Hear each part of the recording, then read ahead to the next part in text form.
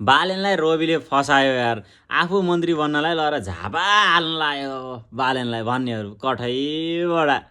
ए भगवान्, ऊ त यार पढे लेखेको हो कि रोबीभन्दा धेरै पढाए मान्छे हो बालेन, इन्जिनियर हो होइन। राजनीति पनि उसलाई राम्रोसँग थाहा छ। अनि यसको विश्लेषण गर्ने को? एमालेका झोलेहरू।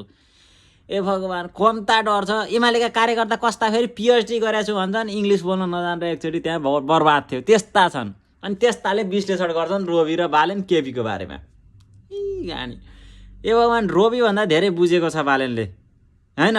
अनि उसलाई हामी जस्तो केटाटी छैन क्या। ऊ ल यहाँ गएर लड भनेपछि हास हजुर भन्ने, म यहाँबाट लड्दैन भन्न सक्ने हिक्मत छ उसमा। अनि त्यति गर्दा पनि अब ल साँच्चीकै रोबीले पेला झापा पठाएको रहेछ भने त ऊ आफै गोबर होला नि त बालेन आफै होइन। त्यही भएर राम्रोसँग बुझ, एमालेका कार्यकर्ताहरू कति डरा छ भन्ने हामीलाई थाहा छ होइन। हस् त, नमस्ते।